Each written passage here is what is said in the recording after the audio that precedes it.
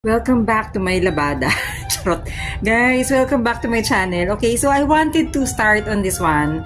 I know if I invented this one, I don't know. Okay, call me whatever. Okay, I call it School of Patience. I think life is a big school, right? We know that it's a huge school about learnings, about things to realize, and I wanted to read. I wanted to learn more about this. I want to expound on this, like not just through experience but also reading more. If I don't have the budget to learn it from in a class or something, I would read further, and I want to share it with you guys. So randomly, guys, all right? So this one will be about different emotions that we go through.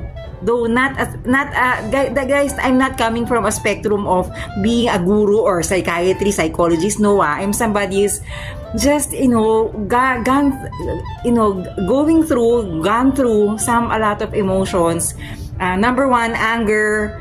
Before, like I have that anger management issues talaga, guys. So I'm not shy to admit that, but the most important thing is, I've decided I don't want to go back to that anymore, and it has a lot of reasons why. I'm gonna check out this video, but please, guys, this is School of Patience. Welcome to my channel. This is the new set of podcasts, not just for exercise motivations or exercise companion, exercise with me, yoga, not just hacks, routines, flow, schedules, crazy or serious discipline practice.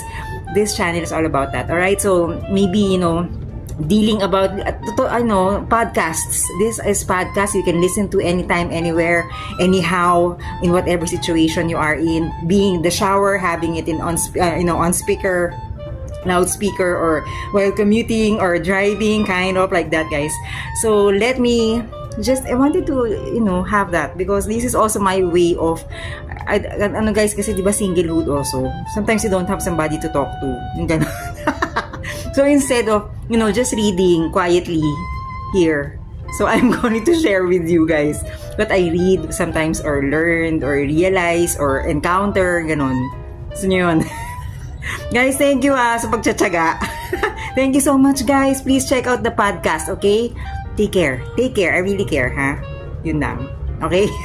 Thank you, guys. Launch also my podcast on how can we be calmer, just so we can manage. As somebody who is really like interested in this one, wanting to manage